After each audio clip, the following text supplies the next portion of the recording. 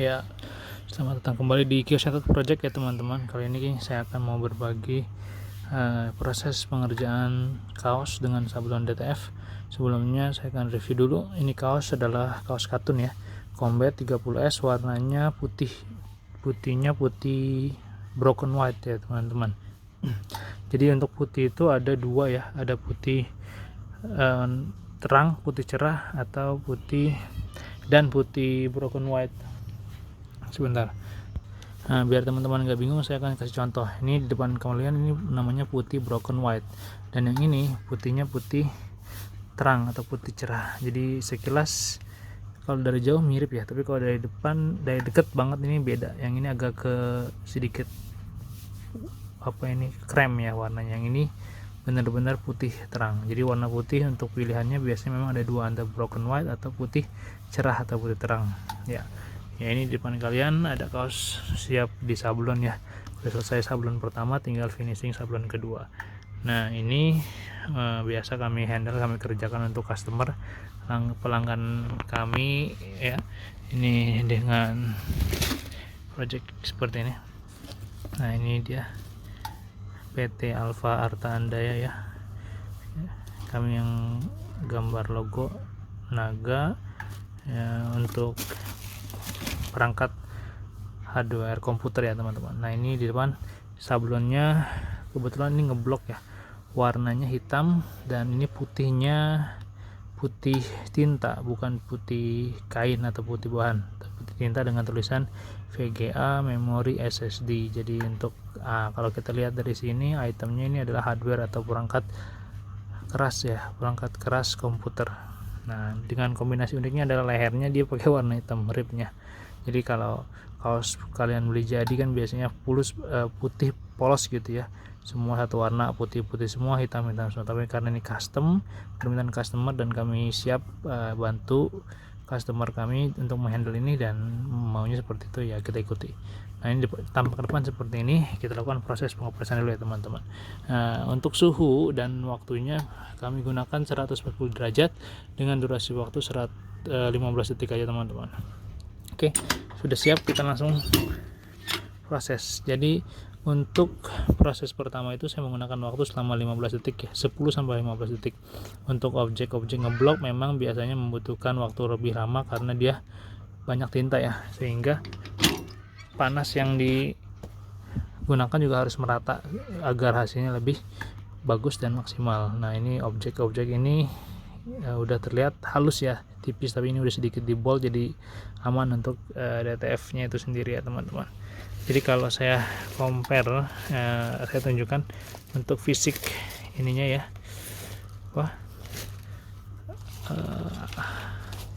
Sebentar, saya akan tunjukkan sablonnya. Nah, ini bagian belakangnya, ini DTF nya ya, dengan ukuran sekitar 6 cm ya. Dan ini juga cetakan depannya ya, PNY, kita lihat. Jadi seperti ini ya. Ini putihnya tetap putih tinta, bukan putih bahan. Jadi ngeblok dia. Ukuran sepanjang 20 cm dari kiri ke kanan ya teman-teman. Putihnya juga yang kami gunakan ini solid banget ya, warnanya hampir mendekati kain ya. Jadi serupa, nggak usah khawatir. Putih DTF di tempat kami itu warnanya benar-benar putih, seperti ya hampir mirip seperti bahan. Tapi ada sebagian DTF lain yang putihnya hampir mendekati warna abu ya. Banyak yang komplain, bang kok warna putihnya abu-abu sih. Nah, itu kalau biasanya itu dia permain tinta warna putihnya dikurangi atau memang nggak lebih banyak daripada biasanya. Normalnya kan sekitar 75% sampai 100% ya. Kalau memang itu mungkin mereka yang vendor-vendor itu warnanya agak keabu menggunakan tinta putihnya kurang dari 75%, mungkin 70% atau di bawah dari itu ya, kurang lebih saya nggak tahu ya. Itu berdasarkan pemantauan saya aja ya selama ini. Kalau untuk menghasilkan putih yang pekat itu memang warna putihnya harus lebih banyak daripada tinta warnanya. Oke teman-teman, ini udah, dan kita coba lihat untuk bagian belakangnya.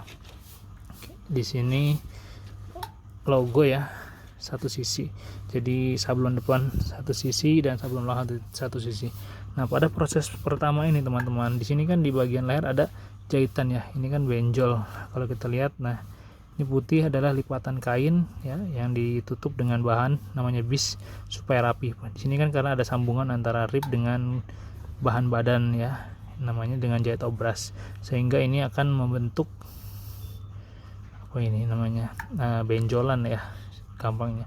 Ini kalau pas proses pertama sablon ini akan beresiko ketika permukaan ini ditaruh di atas permukaan mesin press. Misalkan begini ya teman-teman,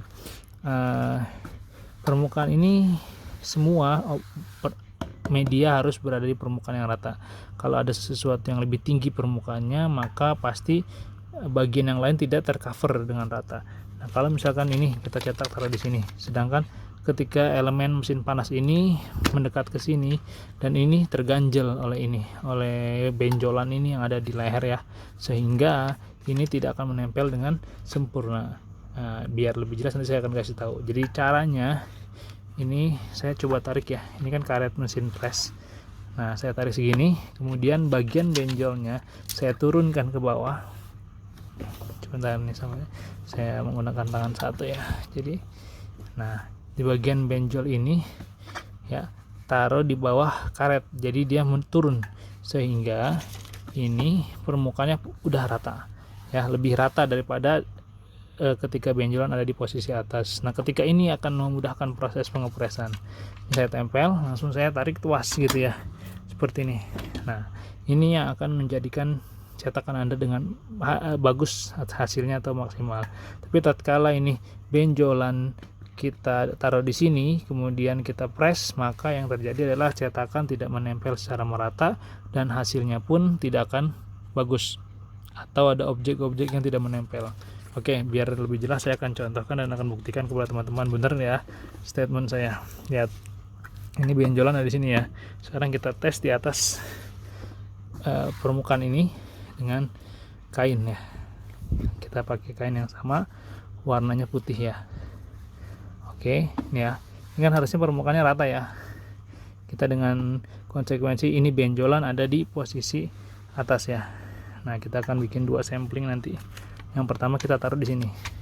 Yakinkah kalau kita letakkan ini melengkung ya? Kalau melengkung teman-teman bisa panasin sedikit supaya dia bisa merata. Nah, kita coba di sini satu ya. Dengan konsekuensi benjolan ada di sini. Kita tes dengan durasi waktu dan suhu yang sama, kita coba lakukan proses pengepresan. Nah, teman-teman akan lihat hasilnya, apakah dia akan menempel secara merata atau tidak, atau ada sesuatu yang mungkin belum terjawab, sambil menunggu dengan durasi waktu yang sama. Oke. Nah, ini yang pertama. Sisi yang lain saya akan coba lagi, saya geser benjolannya ya ke sini dong, otomatis kan. Nah, ini saya coba lagi nanti di bagian yang lain. Ini kan tadi ini yang buat sebelah sini ya. Nah, ini dengan konsekuensi posisinya ada di bawah ya benjolannya. Nah, sekarang saya mau press lagi. Ini tidak kena ya, biar fair. Yang udah di press tidak kena press lagi, jadi nggak 2 kali press. Nah, kita akan tes di sebelah sini dengan gambar yang sama ya teman-teman. Ini kita lihat, ini tes ya, maksudnya buat lihat hasil dan kebenarannya. Kita lihat tadi kan udah dilihat ya, benjolan udah kita turunin ke bawah ya, jadi posisinya ini karet, ini benjolan di sini di bawah karet ya, nggak di atas permukaan karet. Jadi medianya sekarang kita pakai yang merata, lebih flat ya bahasanya. Jadi tidak ada objek ya yang menghalangi atau menutupi, sehingga kemungkinan besar ini yang akan lebih bagus hasilnya dan lebih maksimal. Kita coba tes ya sekarang dengan suhu dan waktu yang sama. Kita akan buktikan apakah hasilnya sama atau berbeda. Teman-teman bisa lihat sendiri nanti hasilnya. Waktu nggak ada yang saya rubah, tetap 15 detik dan derajatnya 40. Udah bunyi ya, udah ya. Jadi ada 2 objek, yang ini kita tutup ya karena ini nggak termasuk tes. Nah, ini sambil menunggu, memang agak panas ya, ini kita boleh gosok-gosok dulu. Yang ini sudah adem sih karena dia pertama prosesnya. Nah, biasanya untuk mendinginkan itu saya tahu nggak teman-teman caranya gimana. Jadi ini hasil cetakan saya taruh di lantai. di ubin ya. Ubin itu kan dingin ya, jadi objek panas yang terkena suhu dingin maka akan cepat adem gitu loh, logika sederhananya atau teorinya. Nah, ini udah kira-kira udah adem, jadi waktu tunggunya kurang lebih sekitar 5 detik ya, 5-10 detik lah. Kalau nggak disambi buat ngepres berikutnya, atau temen-temen bisa sambil ngopi juga boleh. Kalau udah begini, kita lihat hasilnya ya. Kita coba dulu yang pertama. Bismillahirrahmanirrahim. Tes. Wow, berhasil dia teman-teman. Ternyata nggak ada masalah, walaupun ada benjolan juga dia nggak rusak ya, jadi tetap aman. Tapi sebenarnya lebih ininya kalau pas dia posisi benjol, biasanya saya sering ngalamin dia susah dicopotnya. Jadi memang tergantung pet film juga, dan tekanan ya, tekanan mempengaruhi hasil juga, kira-kira gitu ya. Udah, kita lanjut lagi teman-teman, ini udah selesai, langsung kita finishing proses kedua. Nah, untuk proses finishing yang kedua saya menggunakan durasi waktu 5 detik saja, tapi suhunya tidak dirubah. Wah, apa nih? Oke. Jadi oke ya, kira-kira seperti itu. Ya, ini yang udah selesai semua teman-teman, tinggal kita lipat, kita packing. Ini udah semua, finishing juga udah. Nah, yang ini juga sama, masih acak-acakan ya, si berantakan. Yang ini udah rapi packing. Jadi untuk packing satuannya kita buat seperti ini teman-teman. Setelah packing satuan seperti ini, lalu kita packing juga losinan seperti ini. Jadi satu ini kita kasih 10 ya, biar gampang hitungnya. Ini 1 2 3 4 5 1 2 3 4 5 10. Jadi satu paknya 10 dan hasilnya seperti ini kalau udah di pack di bawah. Nah, jadi kita masukin ke karungnya gampang, dan ini lebih rapi. Customer pasti lebih suka yang rapi-rapi seperti itu. Oke, kira-kira gitu ya teman-teman tipsnya buat kali ini. Semoga teman-teman suka dan bisa menikmati videonya. Terima kasih sudah nonton video sampai selesai. Terus dukung channel Keshatak dan dengan cara like dan subscribe. Sampai jumpa lagi di video selanjutnya. Terima kasih sudah nonton video ini. Wassalamualaikum warahmatullahi wabarakatuh.